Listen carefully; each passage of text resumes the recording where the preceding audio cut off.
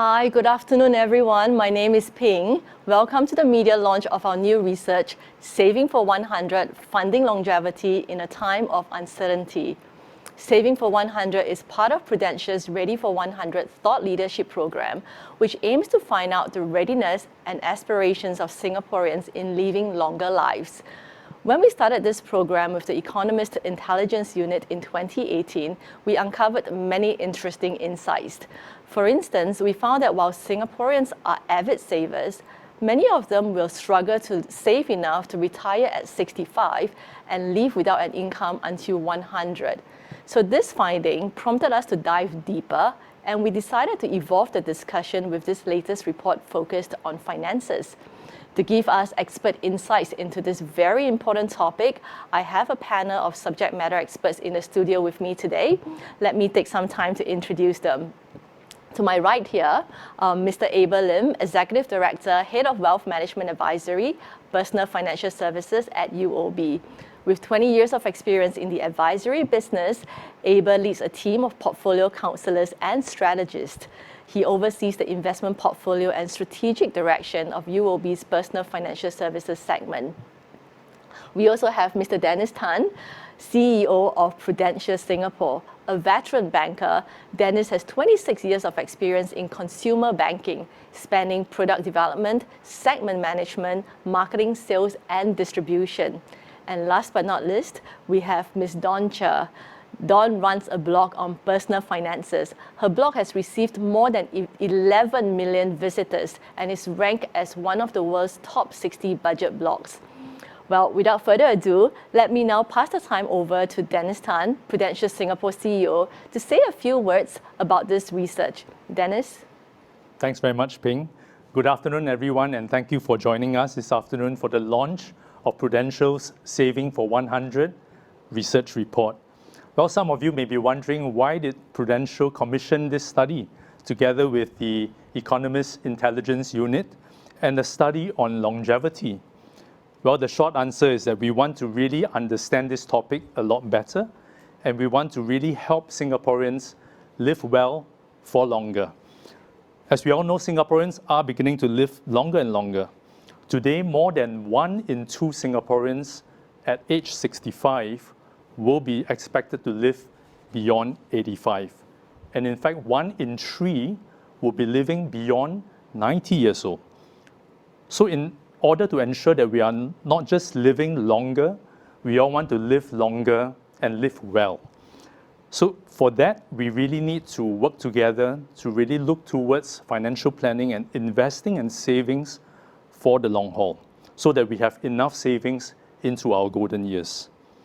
Well, very interestingly, from the research, we found that 56% of Singaporeans, 56, are confident that they will have this retirement nest egg and they're well equipped to save for this future.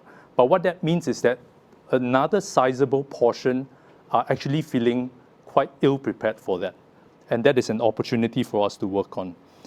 However, that said, I'm also heartened to know that the younger Singaporeans and the millennials are feeling actually very positive and confident about having enough savings for the lifetime. In fact, from the research, it shows that 3 in 5 millennials who are savers have experienced and have expressed this confidence. Well, longevity comes with it challenges as well as opportunities. And I think it's important for us to all embrace the opportunities that living a long life will bring to all of us. And for that to happen, it is important that we start financial planning earlier, younger, so that there's a long runway ahead for us to work towards that financial goals.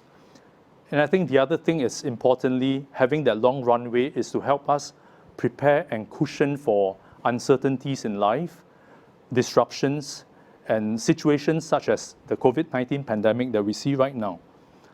So as the old saying goes, if we fail to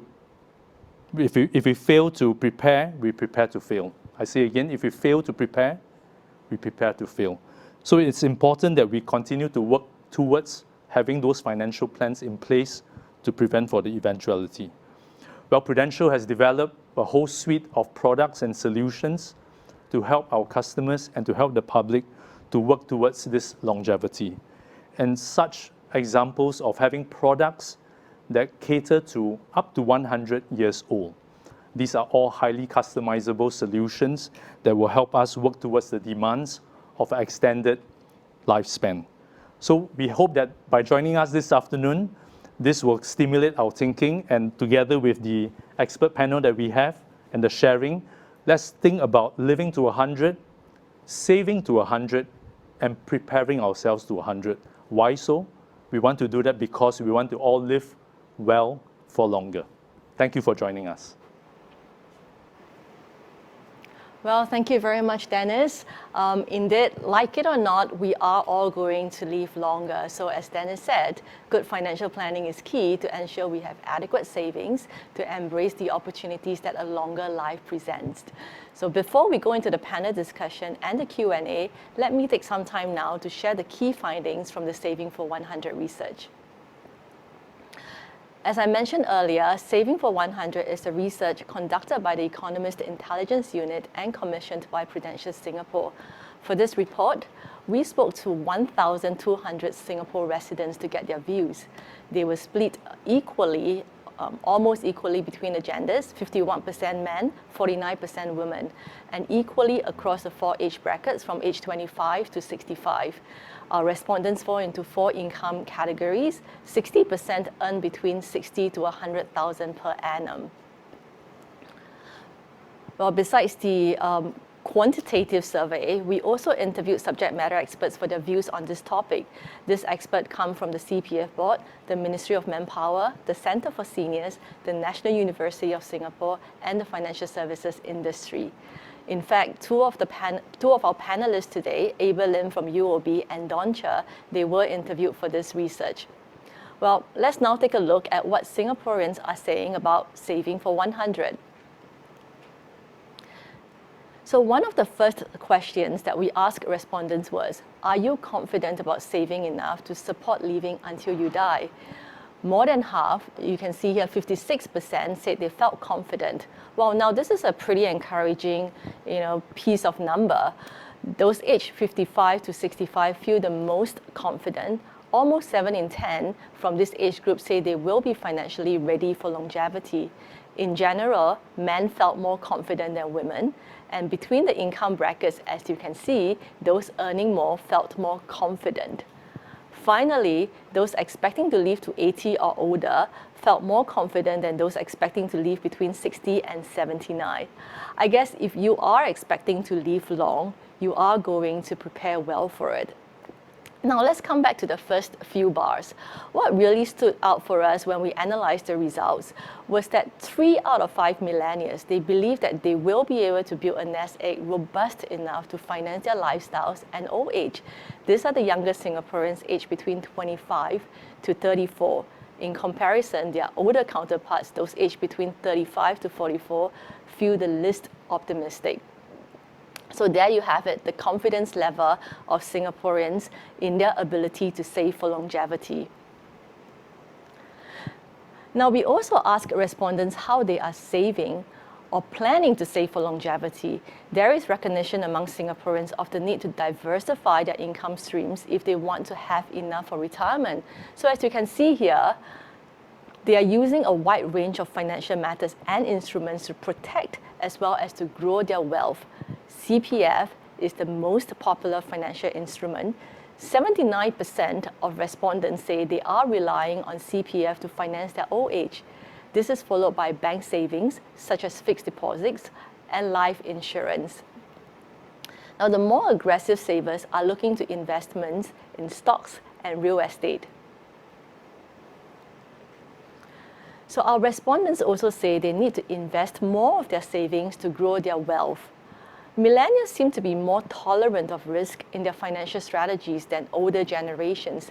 72% of millennials, compared with 66% of the overall sample, say they will need to invest more of their savings to ensure they can fund a longer life. And they are considering higher risk assets such as equities and exchange-traded securities as part of their portfolio. This financial savviness could be one of the reasons why millennials are confident of having enough savings for old age. Well, while millennials are confident of their financial future and are taking steps towards safeguarding it, the truth is they will be challenged by financial responsibilities towards family. As you can see from the chart here, millennials, 89% of millennial respondents, they expect to financially support their aging parents. And 71% expect to financially support their children and grandchildren. But only slightly more than 30% expect their children to provide for them when they retire. Well, this is not really surprising. I mean, given the ongoing decline in family size, half of today's millennials do not think it is practical to have more than one child. What this means is that there will be fewer people to share financial responsibilities.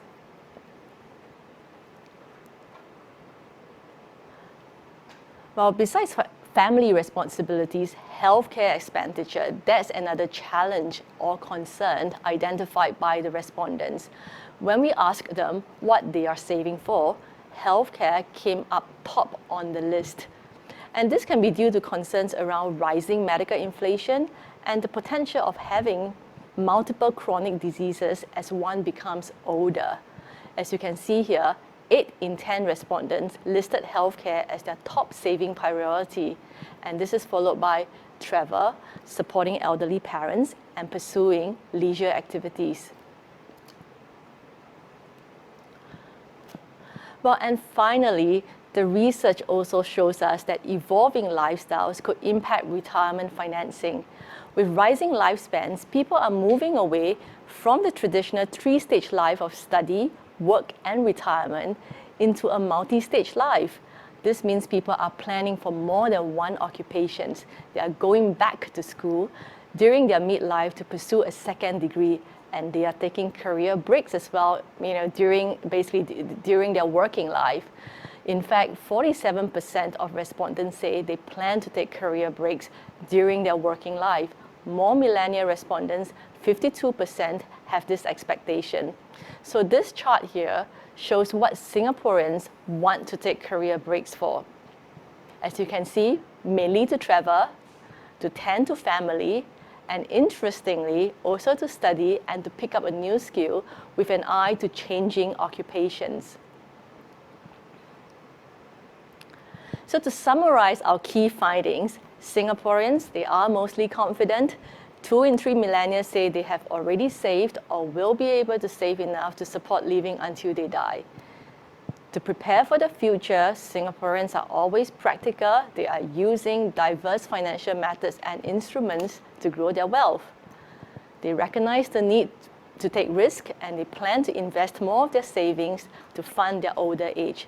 Millennials are the most open to higher risk assets. But Singaporeans, especially the millennials, they will feel challenged by financial pressures of taking care of their parents and children. And in addition to the duty of care to their family, Singaporeans have their own personal aspirations to finance. Millennials, more so than older groups, plan to take several career breaks in a lifetime. With so many responsibilities and a desire to experience all that life has to offer, how can Singaporeans save enough to meet their goals? Millennials, they seem to want it all. They want to take care of the family, they want to have career breaks, and they want to pursue their passions. How can they prepare for all of these goals and desires? Well, let's hear what our panelists have to say, about these findings and these insights. I'm going to start the ball rolling with a couple of questions, and then I'll open up the floor for Q&A. Well, I hope all of you found this, found the research insights interesting. I'm going to ask you a few questions to hear your thoughts about the insights and why do you think, the insights are such. So the first question I'm going to ask Dennis. The first question. As we can see, we all know that Singaporeans are very avid savers. Yet many will struggle to save enough to live to 100. So the research shows that 56% say they are confident, but another 44% say that they are not confident of saving enough for retirement. How do you think we can all better save for extended longevity?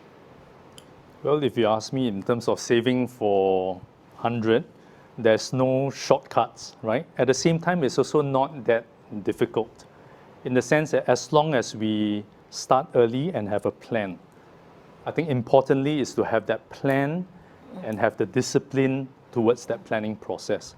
And once we have that, we will be able to work towards that long runway to prepare for the unthinkable in time to come, right? So uncertainties that may come along the way and all that, as long as we have that passage of time, I think planning is very, very important.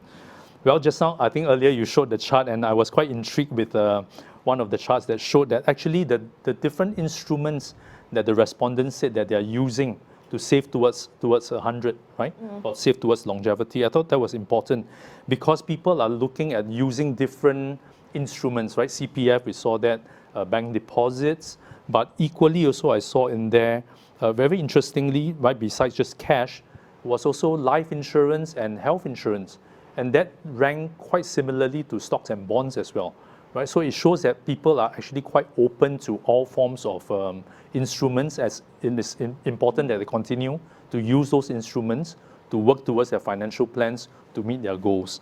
And finally, I think one point to note is, from my perspective, what is important is also the risk appetite, right? So we all are different, we have different risk appetites. So it's important for individuals to get in touch and better understand what your attitudes are towards your own personal risk appetite for yourself and for your family, and as you factor that into your financial planning. Well, thanks so much, Dennis. So as Dennis said, no shortcuts. Start planning early if you want to live well for longer. Abel, can I get a view from you? How do you think Singaporeans can prepare better for longevity? To echo Dennis's point, I think it's also equally important to consider the length of time that you have in terms of your financial plan. I think Dennis covered it earlier. Start as early as possible, okay? Start as regularly as possible, and at the same time start as comfortably as possible, because affordability is incredibly important as well, and not many people actually factored that into their financial conditions. But when you do that, you bring about all the good stuff, the compounding effect, the dollar cost averaging, you smooth out the volatility of your portfolio. So over time, as long as you start early enough into the right and well-diversified portfolio, you should be able to achieve your financial goals eventually, because time is a friend, and as long as you can leverage over time, you should be able to participate in those markets. And to answer the earlier question, I think it's a classical case of humans or people working hard for their money and not allowing their money to reciprocate, because if you don't put your money to work, that is going to be deadwood in your portfolio, and that's not going to help you achieve your long-term objectives. Well, thanks so much, Ava. So, just a follow-up question on that, since you mentioned diversification, right? And that's also, a suggestion that's put forth by most of the experts interviewed for this report. What do you think is the best income diversification strategy to make our money work harder for us? Well, there isn't a best income approach. Every individual is different. There's no cookie-cutter solution to anybody. There are, however, different levels of risk that one can consider and participate in. I'll just give you a rough example. A conservative investor can well participate in a bond portfolio, a low-risk portfolio, low volatility portfolio, and be able to achieve a growth in their overall asset class. Now, somebody who is maybe a younger millennial, who is more willing to participate in higher risk products, they can participate in the investment grades, can go into emerging market bonds. Even currencies can play a part in how you grow your assets. So it's incredibly important for one to understand your personal risk, how well you sleep at night when you have that portfolio in place before you actually execute those income diversification plan. But I totally agree with you, diversification is incredibly important. It can be in real assets, it can be in financial assets, it can also be in options, because today there are many options available. Well, thank you so much for that. I guess it's also very important to both grow your wealth as well as to protect your wealth, right? Well, Abel mentioned just now earlier that time is a passage. Time is a friend, for diversification. So, Dawn, as our youngest panelist here, and I know you started financial planning really early, what would you say to basically your readers out there about diversification? Yeah, so I think when we start early, right, we allow the effects of time to compound. So it makes our job easier, and it's also then more likely that we'll sustain the entire journey, because it's a marathon, not a sprint. And if we were to immediately try and accumulate as much as we can, or invest aggressively to achieve huge returns in a very short period of time, it's very unlikely that that will sustain. So what is more important is starting early and growing sustainably through the years, so that our portfolio can then keep growing to keep up with our lifestyle aspirations as well as our retirement goals. Yeah, and you mentioned a really good point on income diversification as well. So I think for many people, right, it would be good for them to start first with what you think is actually good and what you enjoy. So we have this thing that we call the side hustle, right? And many of us, what we do is, we take something that we like or something that brings us joy, and we do it after our work. It could be, for example, if you like baking, and then if you bake well enough, and you bake as often enough, you might start to find that your friends and family now wants to buy your brownies or cookies, and that could be a side hustle that could help generate income. And for all you know, at one point in time, it might even be so successful that you have a very strong reason to quit your day job and go into that full time, because it's earning you a lot more. So it's basically starting from things that they like. And I think with the internet today, there's so many information out there that one can also look to do investments, whether it is through their insurance portfolio, whether it's through a financial advisor, or even for people who really want to DIY, right? Some millennials, we just want to take on as much as possible. There are all these instruments and solutions out there that we can use. So I think that's a great way to start diversification. Well, thanks so much for that, Dawn. Well, you've heard so many good tips from our panelists here. Let me just kind of do a quick summary. No shortcut. Start planning early for your retirement. Think about what you can afford. Affordability is key. And time is a friend. So start early. Let that passage of time grow your wealth. And if you have even more time to spend, like what Dawn said, take up a side hustle. Take up baking, banker by day, baking by night. That can earn you extra income. So really good tips there, from our panelists. I'm going to open up the floor to Q&A from the audience. If you'd like to ask a question, please just unmute yourself, and we'll be able to hear your question from here.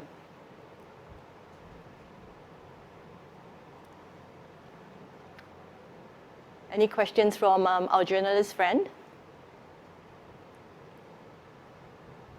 Okay, while we wait for the first question, I'm just going to carry on with my third question, which is about millennials. So, Dawn, I'm going to stay on you. As you have seen from the research, 3 in 5 millennials surveyed say that they are confident that they have enough savings for their retirement. And while less than 50% of the older respondents are certain that they are able to fund their extended lifespan, why do you think this is the case? I think it's down to 2 reasons. The first simplistic reason is that as youth, we are more optimistic. Right? There's this exuberance, optimism of youth, so that could be one. But I think the other part would be that we have a lot more access to information and solutions these days. So unlike the past where we didn't have the internet and information was very much restricted, today you can easily go online, do a quick Google search, and find out all the different solutions that you can use to start teaching you on how you can begin your retirement portfolio, your planning. There are all these blogs and websites and even podcasts nowadays, even YouTube channels, people telling you that you should say what kind of tactics or strategies and hacks, as we call it, to get started. So there's a whole range of information out there, and I think with that in mind, that's why we're also starting to realize the importance of starting earlier. So when we look out in the time horizon, we realize, okay, it's not that bad, because I don't feel that pressure of having to save up a huge amount in a very short period of time. Now that I'm starting early, say in their 20s and 30s, okay, I have a long runway. I even have readers coming up to me, and they're literally in JC or in university, and they're talking about starting to invest in stocks and bonds, and I'm like, wow, what were we doing when we were back in university? So starting early then, right, when they learn from their mistakes, the mistakes won't be as crushing, because the earlier you learn them, the better you adapt. And therefore, using time, you can then bounce back stronger. But for people who start much later, then all it takes is like one investment mistake or like bad luck. Maybe you invested in one stock which went down, and you'll be so traumatized by it that you're like, I only have maybe 20 years or 15 years left, and I don't feel like I can take on that much risk. But when you're young, that's a very different story. I'm like, okay, never mind, I can still try again. So I think that lends to the whole optimism that many youths generally have. Well, it's really heartening to know that, our younger Singaporeans are actually feeling optimistic about, financing for longevity. Longevity should be viewed as an opportunity and not as a challenge, right? After all, when we have more of life to enjoy, we have more time to spend with our loved ones, we have more time to spend pursuing our passion.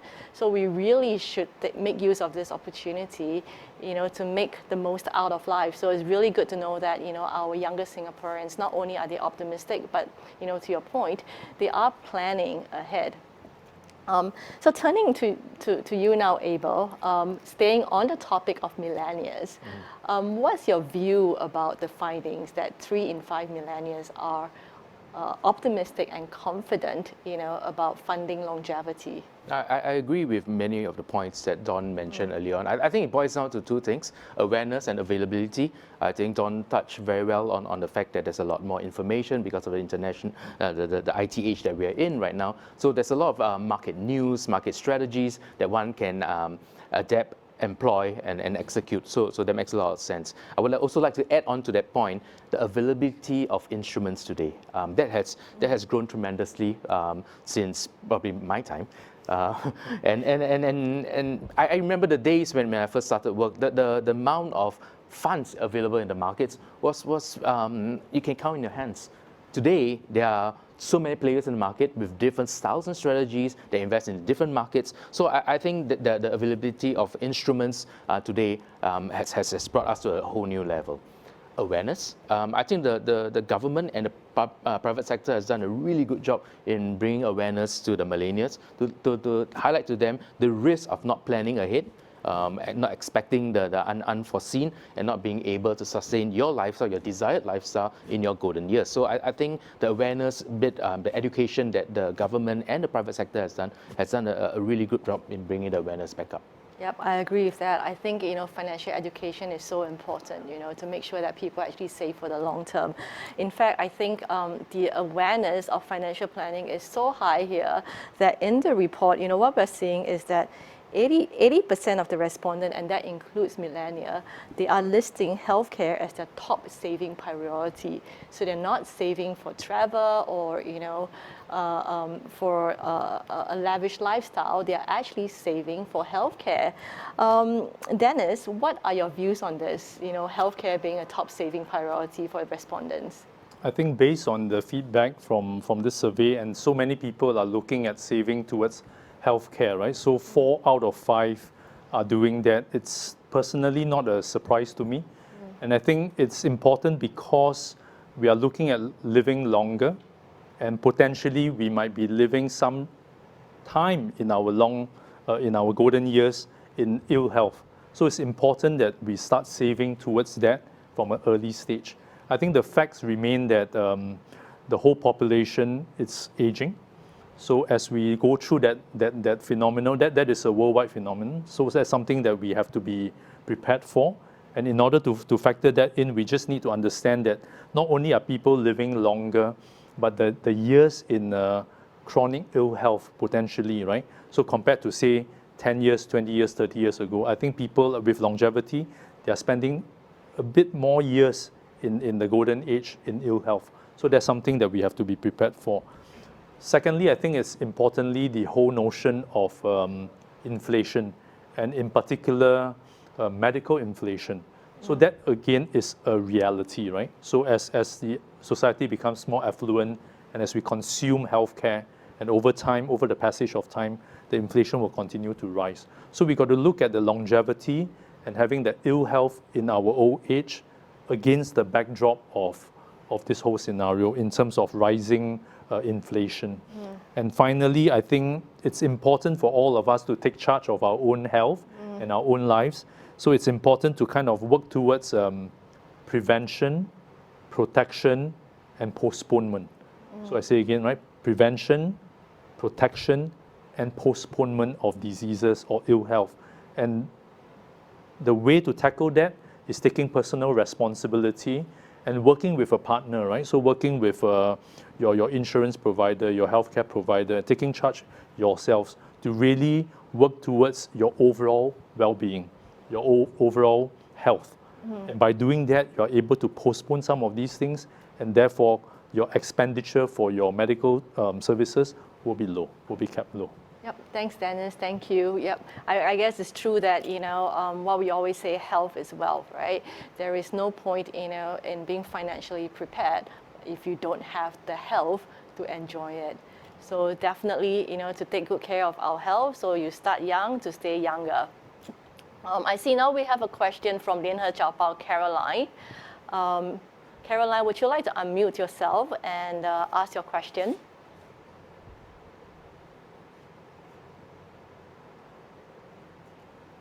Hi, can you all hear me? Yes, we can hear you loud and clear. Okay, great. My question is to all three panelists, because you guys just mentioned that many of the research findings are not.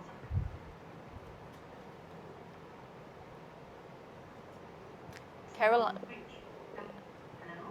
Hi, Caroline. We lost you for a few seconds. Do you mind repeating your question? Hi, can you hear me? I'm so sorry. Yes, we can hear you now. Okay. I'm just would like to ask my three panelists, what is the most surprising result findings? What's the most surprising result findings? Would anybody like to start first? I can go first. So for me, when I actually look at the results of the study, I thought it was very interesting that millennials generally want to have more career breaks. Like I do see that happening among my peers and the people that I know, but never realized that this was actually a broader trend. And it makes sense, I think you tie it in with a lot of different factors. Traveling for sure is one, with the affordability of travel and our desire to live more fulfilling lives, experiencing the world. There's also another trend of mothers taking a break from work, because when they have kids, they may want to take a step back and spend more time with them. And if we contrast this to the past, whereby parents have many children compared to parents having just one or two today, they tend to be more anxious. Social media doesn't really help all of that. So, we want to take that break, and having the financial ability to do so is a huge decision factor that actually leads us to decide whether or not we should do that. So I think that part on the career breaks is definitely true. With technology, with all the different trends in place, I think we're going to start seeing a lot of that happening more often now. Well, thanks, Dawn. And taking a career break to take a side hustle, right? It's probably one of the coming up trend as well. Yeah. I think there was a lawyer in Japan that actually started a chocolate or a bakery, Henri Campetier. Now she's one of the most successful bakery in the whole of Tokyo. And she was formerly a top-notch lawyer, and then she decided to say, that's it. I'm going to pursue my passion. I'm going to start baking cakes, macarons, and stuff like that. And she's now super popular. I believe they have a branch or so in Singapore as well. Henri Carpentier, something like that. Yeah, interesting. So how about, Dennis, Abel, in response to a Caroline question, any particular insights, findings that you find that is surprising? Well, from my perspective, I think what is most surprising to me is actually the speed of this happening and the attitude of the millennials and the younger Singaporeans having this concept of a multi-stage life. I mean, it is something that we've been talking about and know that that's coming, but what this confirms to me, and it's surprising, why? Because it's really accelerating. What it means is that traditionally we've been always thinking about that three-stage life, right? Study, study, study, you work, work, work, and then you retire, retire, retire. But now it's kind of like a multi-stage life.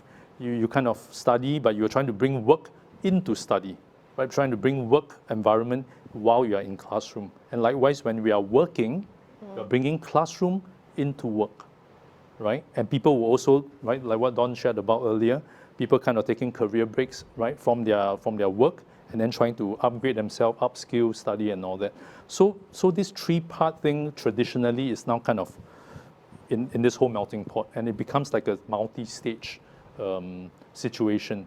So I think that is very interesting insight, and it's important, therefore, then for us to be focusing on our financial planning and that discipline towards that financial planning process in order to support this multi-stage life. Yep. Thanks, Dennis. That's really, really true.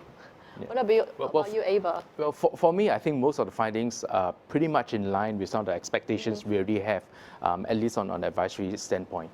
But perhaps the one that I will pick up is 3 out of 5 millennials that actually feel that they are ready for retirement.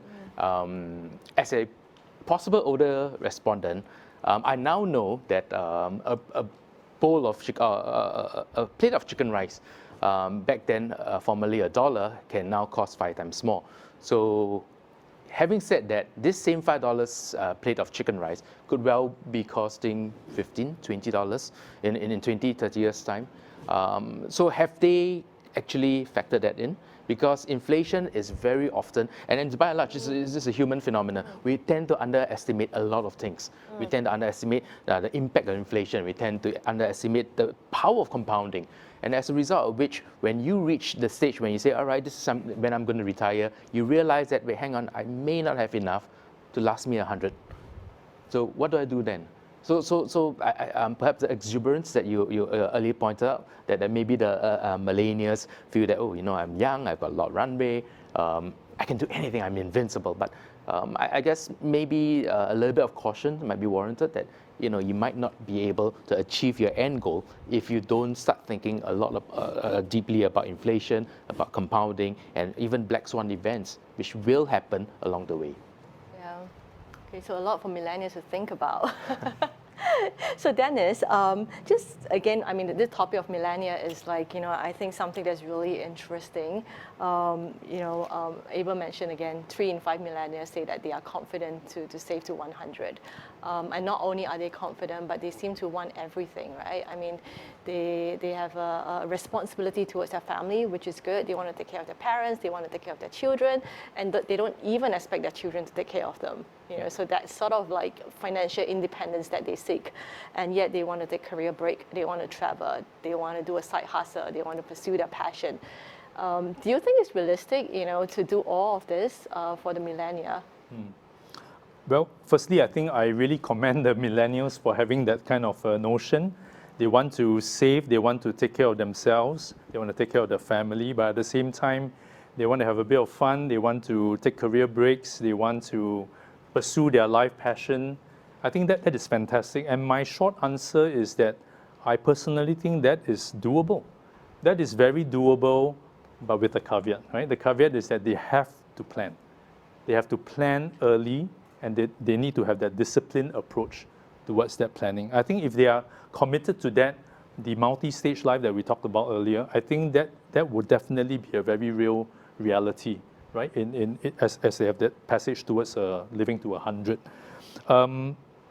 I think it's also important that to achieve that, the millennials may want to also start thinking about being comfortable to invest, right? Because right, some people don't quite want to invest, or they are not comfortable in doing so, right? So, but we all know that the notion of spreading your risk, right? Don't put all your eggs in one basket.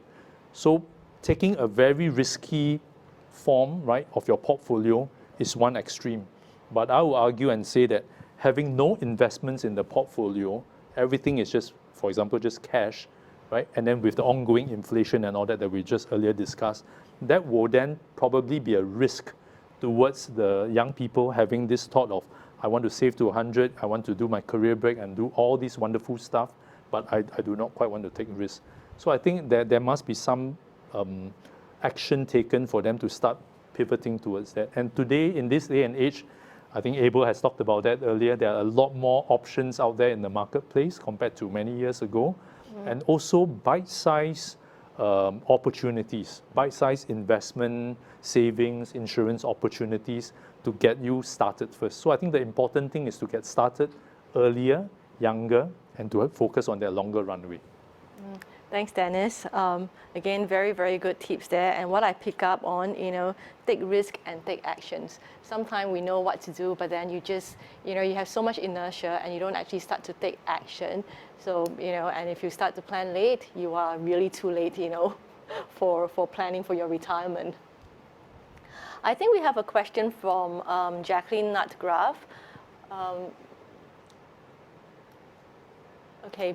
Well, she's typed her question. How has COVID and the economic downturn impacted saving for retirement? How does this differ among the different age groups, and what should they do? Well, when we started this research, it was actually just at the onset of COVID. So we didn't actually have an opportunity to ask respondents how they feel about COVID, but we can ask the panelists here, what they think, of how has COVID and the economic downturn impacted saving for retirement. Maybe I have a step at this first. I think COVID has really showed up quite a lot of weaknesses and failures in the entire ecosystem.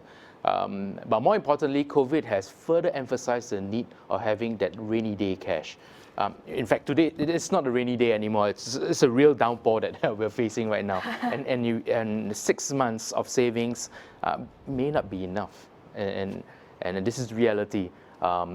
Even our government is coming out to tell us that there'll be further companies closing down, there'll be further unemployments, and that's going to exacerbate the current situation that we are facing today. What is important, however, that if you, for a different age group, if you had not started investing or saving early in the game, you do not have that buffer, and you may be facing financial difficulties going forward. Now, if you are the luckier few, or maybe the more aware few who have started investing our savings a lot earlier, your portfolio should, a well-diversified portfolio, should be able to weather these volatile times. Now, if you look at the current market situation, we're really experiencing a K recovery. We talk about a U, a V, a W. Really, it's a K recovery. There are industries that are actually not doing well and will not continue to do well and may be permanently out of the game for the long period of time. But on the contrary, companies that are very well plugged into the IT space, the e-commerce space, those companies are doing really, really well.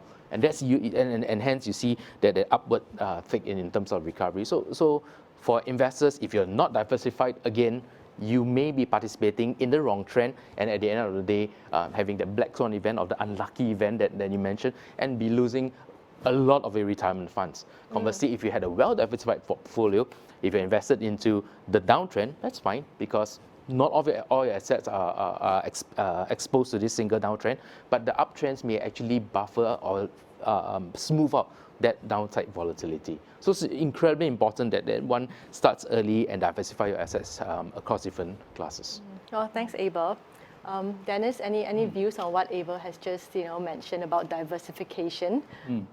Absolutely. I think that is really important in terms of diversification, and the reality that COVID has brought about to the world and to all of us is, even as we speak, there are people who have been displaced out of their roles, their jobs.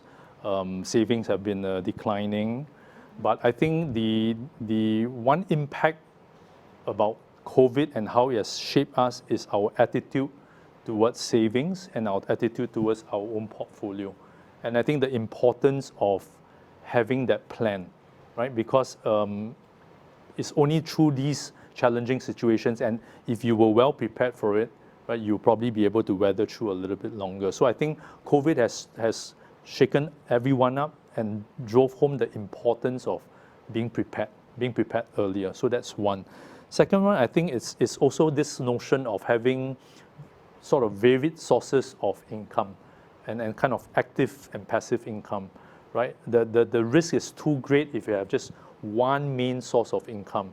It's good to have some other passive sources. So like what Dawn shared earlier as well in terms of baking and stuff like that. So I think whatever ways, right, big ways, small ways, that doesn't matter. But kind of how else do you relook and diversify your sources of income? I think that is important. And critically, the other one is also, even though you may have a financial plan already, review that plan. So what I've heard in the recent period in the COVID situation, and especially back in second quarter when we had the circuit breaker, the lockdown, whereby people were kind of confined to their homes, I heard of many friends and associates who actually took the time to, since they are at home, right, it's a lot easier for them to go and retrieve and get organized, right, bank statements, insurance policies, all the different documentations, and kind of go through that on their own and talk to your trusted advisor right? So going through that whole process, and I think a lot of them have kind of realized that actually they are under protected, right? Or they are not just adequately prepared in various parts of their portfolio or their lives. I think that is a very, very important thing that COVID has kind of struck home. And finally, I think one other point to share is investing in ourselves, skills, right? So beyond, I mean, we talked a lot in the earlier few questions and order about health, about wealth and all that. But I think importantly, given COVID, what it has taught us is also invest in ourselves and in our own skill sets.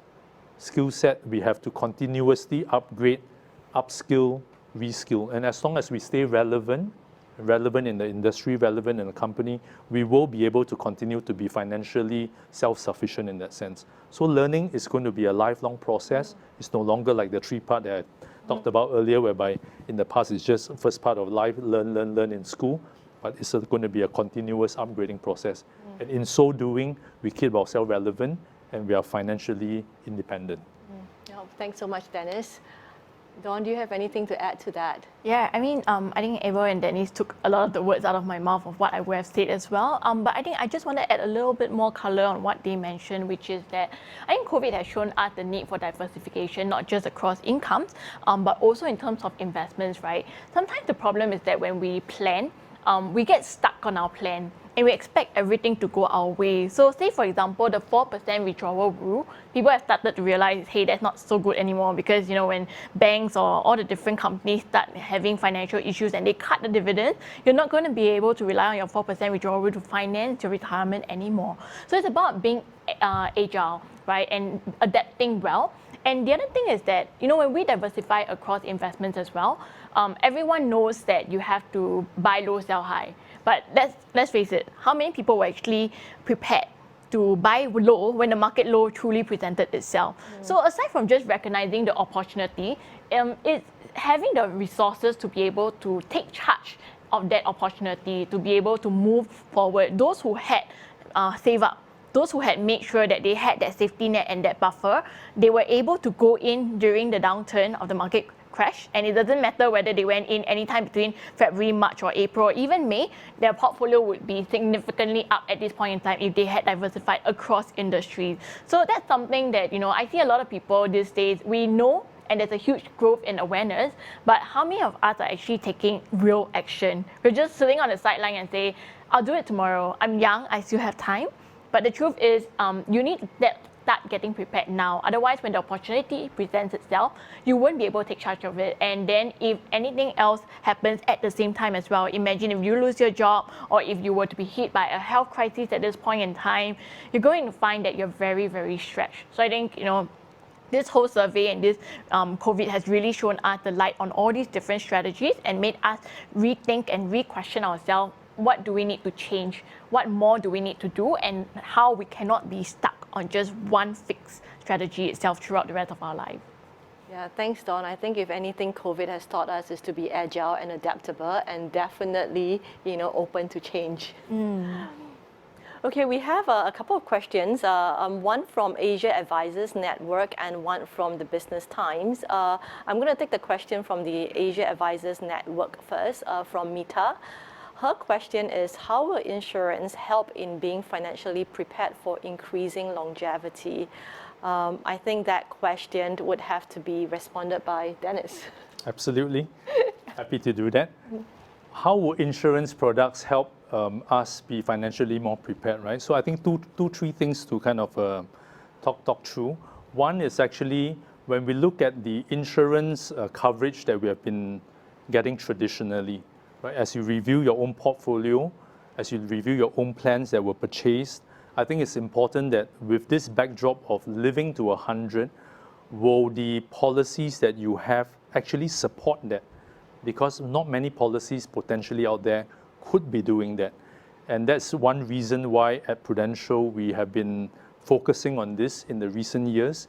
And many of our products now actually cover our policyholders up to 100, right? Up to 100, and gives the option to the policyholder, and you're able to customize these solutions to work towards this fact that we are living longer, right? So that's one from a product construct perspective. And secondly, of course, in terms of the different kinds of policies that insurance company will have, some of it will be more savings endowment related. And that will be one avenue, one strong avenue for the policyholders or the public to consider using that to work towards their financial plans. And finally, one other thought is, I think we talked a lot about health and wealth earlier, but when you talk about wealth, a lot of people focus on their efforts in generating the wealth. But I think equally what is important is as you generate the wealth, you have to protect the wealth. You have to protect the wealth. And that's where insurance products potentially comes into play as well. So don't get me wrong, it's important to generate the wealth, but generating that and having no protection over it is also a risk. That uncertain times and all that potentially may be wiped out. So it's important to have these two notions in mind as we generate the wealth. How do you also protect that wealth? So that's where insurance products potentially come into play. Thanks, Dennis. Thank you. Mita, I hope that answers your question. Next, I'm going to go to a question from Genevieve, the Business Times. What can companies do to support this living to 100 expectation or trend? Would anybody like to respond to that question? I can go first. So I think as a millennial, we're starting to see a lot of trends that are probably going to be increasingly common in the coming years. And it would be great when our employers, our companies, as much as they can, try to support that. So traditionally, companies have always offered insurance products for their employees itself as part of the benefits. But I think we're starting to see upskilling as a very valuable tool as well. So companies who invest on helping their employees upskill, be it a subscription to Coursera or any other learning courses out there, this is going to become increasingly valuable and will also help towards employment branding and attract these people to go and work for them, because we're realizing that we cannot remain stagnant. I think the other thing is also flexibility. One thing I have to say is that I'm thankful COVID has shown that it's possible for your employees to work from home. Because a lot of us, especially when we become parents, we really struggle with trying to care for young children and doing our best at work. And for companies who are very stuck in the traditional mindset of not allowing that flexibility, it then comes to a point whereby we just have to say, well, I have to choose between my work or my child, and usually family would come first. So with this whole change, companies who do offer that kind of flexibility, I think are going to be highly in demand, and they will really go a long way in helping millennials to, be loyal and helping them to adapt and balance all the different things that they have on their plate. Yeah, so with side hustles as well, in the past, we always say moonlighting was a crime, right? Don't get caught. But I think today, with more people doing it and showing that necessity for having more than one income stream, companies will actually support that. And of course, as long as it doesn't affect the employee's job, I think that is the reasonable expectation to have here. But companies who are more flexible on that, I think they're going to see that they will get more millennials, employees supportive of them and wanting to stay on, because we do appreciate all of this. Yeah. Well, thanks so much, Dawn. Thank you. Dennis, would you like to share something about what Prudential is doing, to support living to 100? I think one of the things companies can do to support this living to 100 is, again, back to the notion of what was discussed earlier, the so-called traditional three-stage life into this increasingly multi-stage life. So what that means is with the multi-stage life, it doesn't mean that someone traditionally in this last stage whereby we say retirement, means they may want to just purely retire. Because in those golden years, some of them, maybe they're 60 over years old or 70 years old, whatnot, they may still potentially want to work. So one of the things actually companies can do is to kind of review the retirement age or the retirement policy. So that one thing Prudential Singapore has done is actually to remove our retirement age. So technically there's no retirement age in the company, and for all our fellow colleagues, whoever who want to work, it's a merit-based process, merit-based system, and everybody can continue to work, right? So there isn't any retirement age of sorts in that sense. And for us as an insurer to better support this notion is actually to support companies out there to do this. And one of the things is actually in the recent years, what we have done is for our group policies, whereby we are insuring our companies out there, whereby companies are purchasing the group insurance from us as an insurer, we also remove that age for these employees of the companies. so they can actually cover their employees up to age 100, right? Unlike traditional policy whereby you cap it at a certain age and all that. So that's one small contribution that we are doing to help support this notion of what companies can do to support the living to 100. Oh, thanks, Dennis. Well, indeed, right? I mean, if you're all living to 100, retiring at 62, that leaves us another 40 years of life to live. And, you know, to retire for 40 years, that's a really, really long time. I wouldn't know what to do with all that time if I'm not working. Well, Abel, do you have anything to add to that? I would probably just chime in that companies could actually start focusing a lot on education, in the sense that you bring up the awareness of the financial needs that you're going to have, be it engagement of external parties, engagement of internal HR resources, to educate the people of the importance of having a proper financial plan, how you build a passive income portfolio. Because once you retire, and at most points, you will retire at some point, when you can't exchange human capital for a salary, you need the passive income to kick in. But if nobody teaches you or educates you or brings up the awareness that you need to create that passive income portfolio, when you reach retirement, you realize that, hang on, I do not have that passive income stream. Should I start building it now? A bit too late. So as long as you're a contributing employee for a company today, and it's actually the company's responsibility to be able to educate you through different methods, through your HR, to the management structure. But if companies can do that, people will be a lot more prepared and capable of living to 100. Well, thank you so much. Genevieve, I hope that answered your question. And just a very quick recap, what the panelists said earlier on about what companies can do to support employees leaving to 100. One, invest in upskilling the workforce. Make sure that the employees are ready, future ready for the economy, that they can actually stay productive for longer. Two, scrapping the retirement age. You know, make it the choice of the employees to work for as long as they want, as long as they perform. So don't have a mandatory retirement age at 62 or 65. And finally, to raise awareness on financial education among the workforce. Make sure that employees are educated about, not just about working, but also, you know, how to save and how to invest their hard-earned salary and their hard-earned money. So thank you very much for all of that advice. Do we have any other questions from the journalist? I see here no further question. I'm going to then wrap up the panel discussion with one last question. One last question perhaps for Dennis. Well, when we first started this research 3 years ago in 2018, you know, one of the questions that we asked respondents were, do you want to live up to 100? And interestingly, only 1/3 of them say that they want to live up to 100. Actually, a lot of them are very afraid. You know, they're like, oh, 100, no, I don't want to live that long because, you know, I may not be healthy enough, I may not be wealthy enough. So just want to get, you know, your perspective. What would you say to people who are afraid, you know, to live up to 100? What advice would you give them? Well, from my perspective, I would say this is a reality, right? So with medical science improving, digital, and all of that, the fact remains that we will continue to live and we will start living longer and longer. So from my perspective, it will be embrace this whole notion of living to 100, embrace it as an opportunity, right? Rather more like a challenge. Look at the opportunities, embrace that, and work towards that with your own personal financial planning.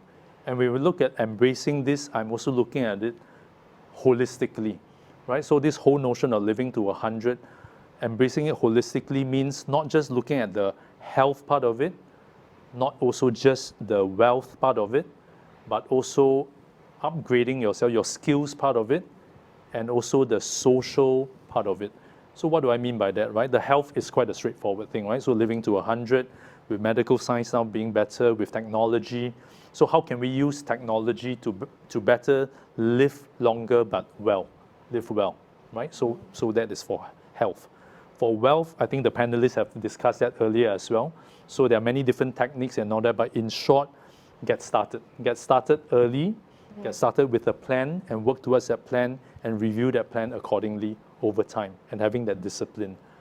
I think the other one that we talked about is other than health and wealth, is the skills, right? So as we live towards 100, it's important to also invest in ourselves, invest in our skill set, because 100 can be quite a long time, right? So things will change over time. So how do we continue to evolve and stay relevant? And in order to stay relevant, we have to upskill and reskill ourselves. And by so doing, we are constantly relevant in society, relevant in the companies, relevant in the workforce. That will enable us to be very financially independent.